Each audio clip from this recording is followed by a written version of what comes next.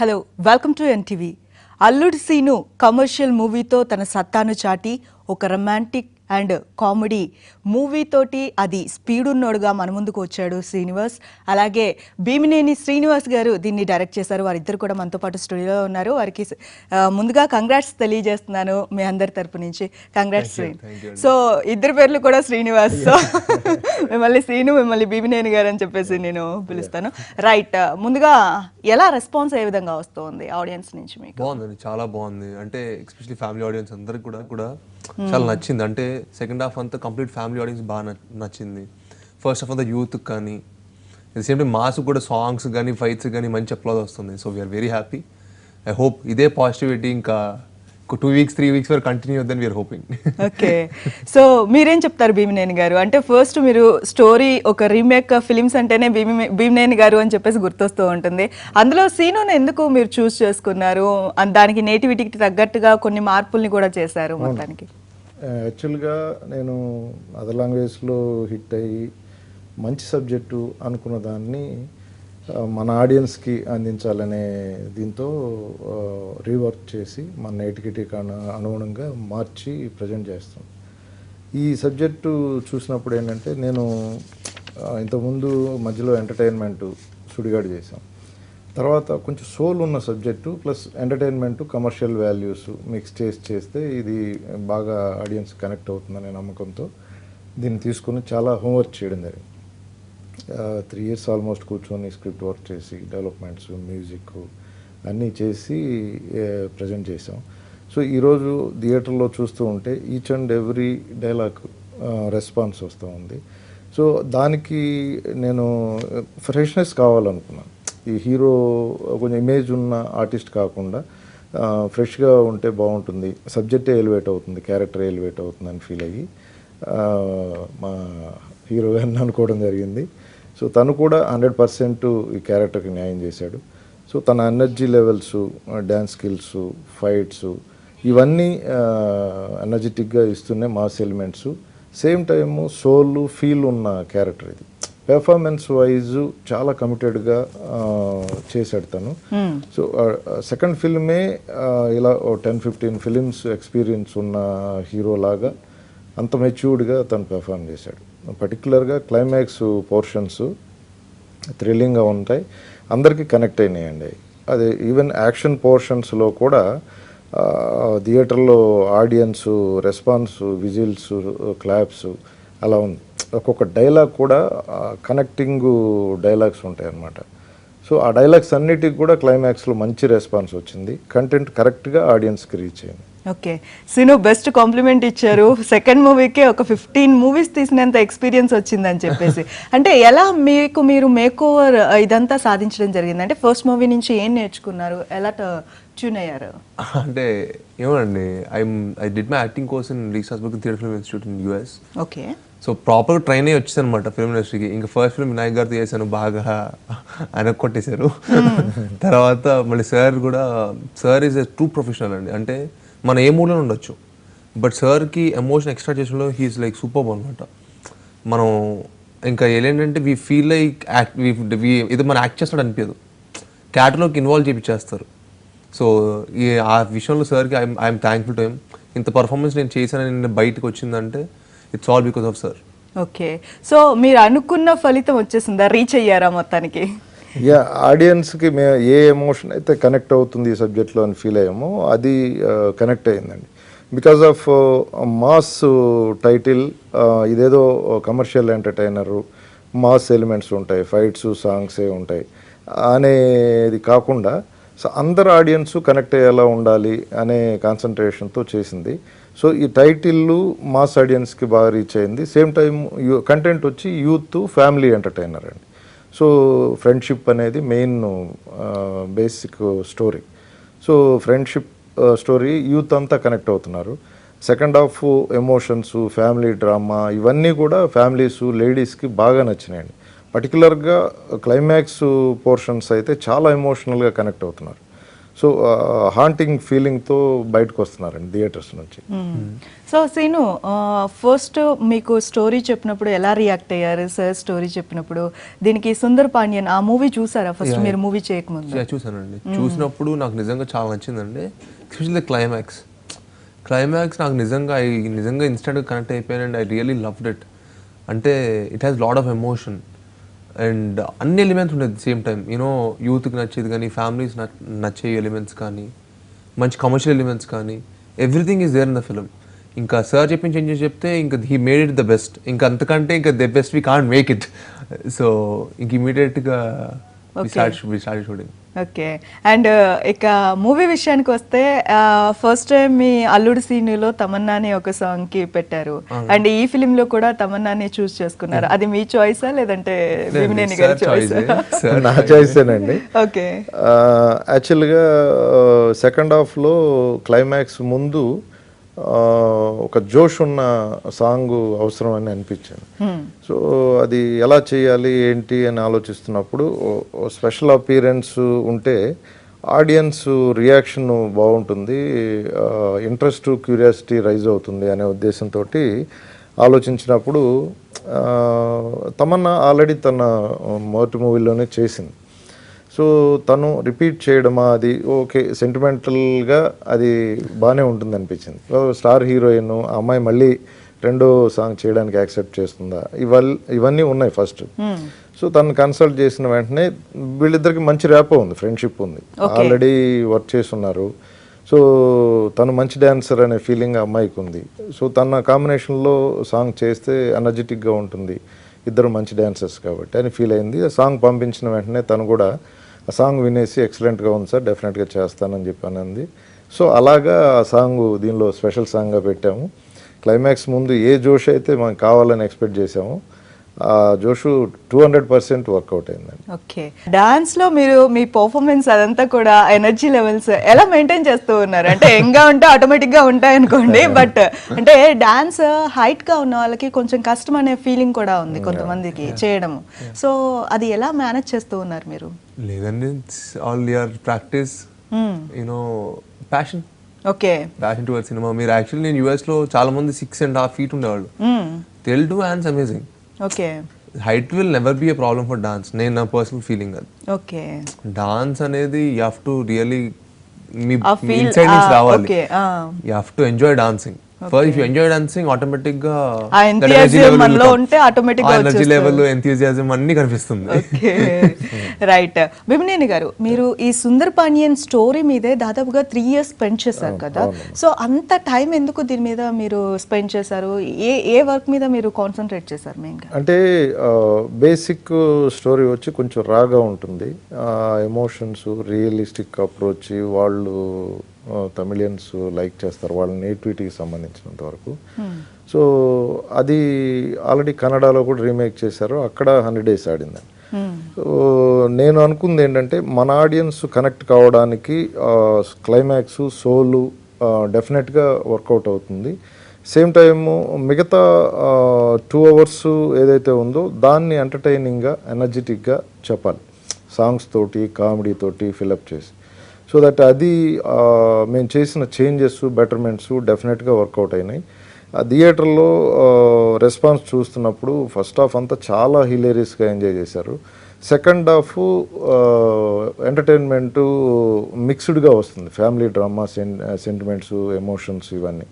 So అవి కూడా బాగా కనెక్ట్ అయ్యారు ఎమోషన్స్.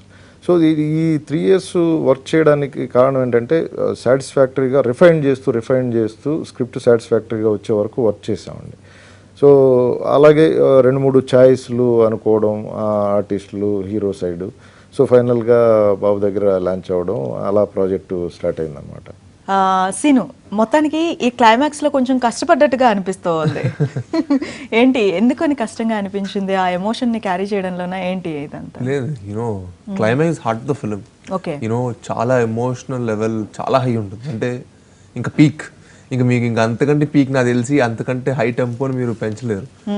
అంత అంటే ఆల్మోస్ట్ హీరో చనిపోతున్నాడు అనే ఒక ఫీల్ తీసుకెళ్తూనే మళ్ళీ ఆ టైప్లో హీరో మళ్ళీ రివోల్ట్ అవటం.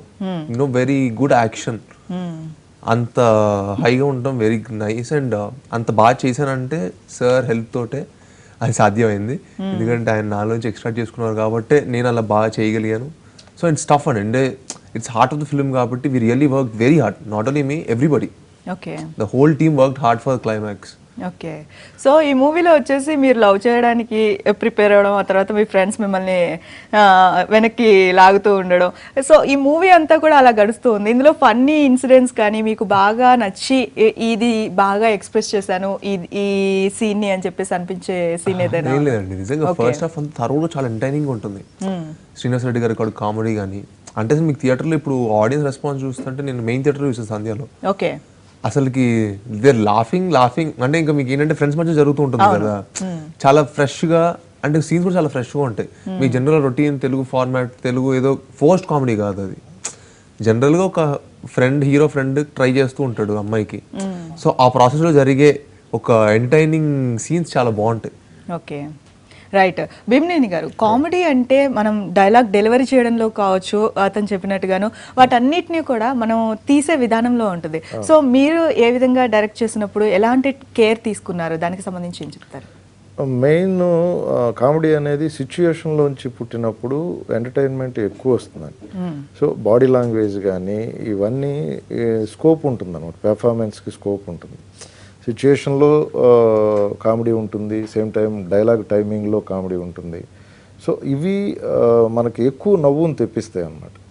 సో అందుకే మీకు ఒకవేళ డైలాగ్ లేకపోయినా కూడా సిచ్యుయేషన్లో కామెడీ ఉంటే, చార్లీ చాప్లిన్ కానీ ఇవన్నీ మనకి ఇప్పటి వరకు గుర్తున్నాయంటే ఇప్పటికీ పిల్లలు అవి చూస్తూ ఉంటారు, ఎంజాయ్ చేస్తూ ఉంటారు. సో దానికి reason situation comedy.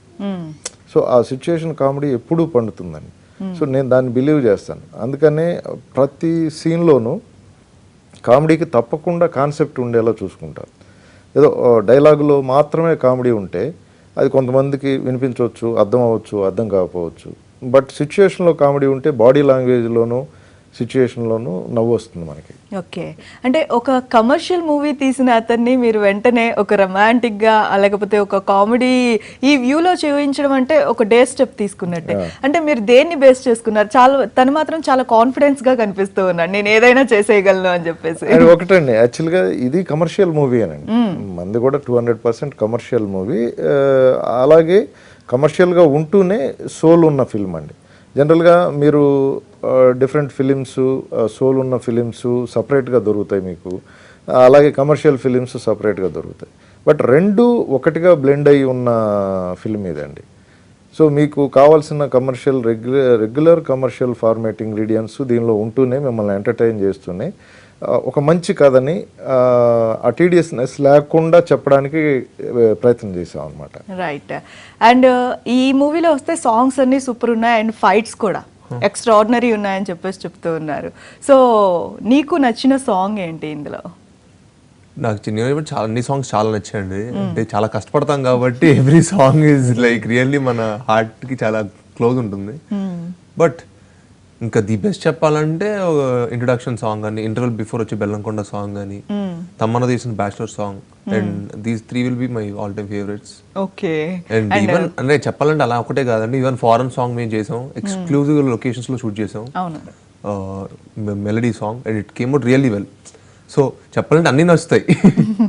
And your heroine Sonarika, తన గురించి ఏం చెప్తారు? షీఈస్ గుడ్ అండి, she's really very hard working.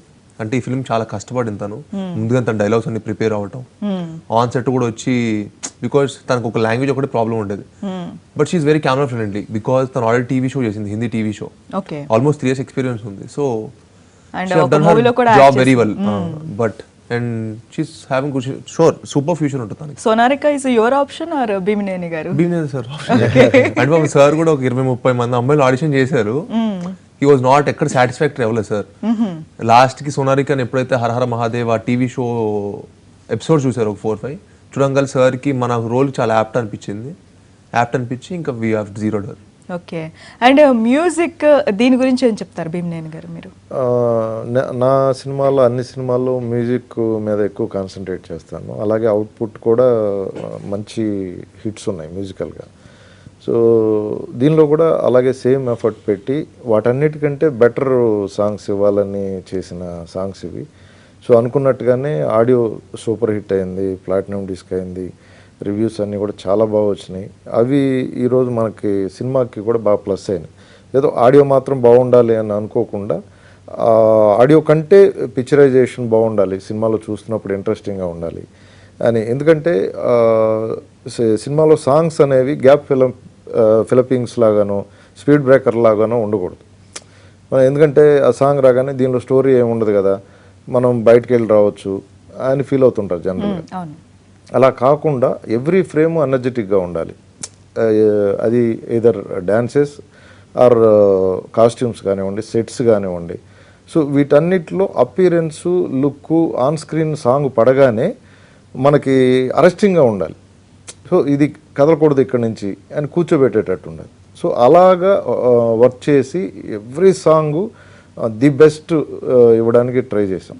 చాలా హోంవర్క్ చేసాం, మేక్ ఓవర్స్ మీద, కాస్ట్యూమ్స్ మీద, అన్నిటి మీద, సెట్స్ మీద కానీ.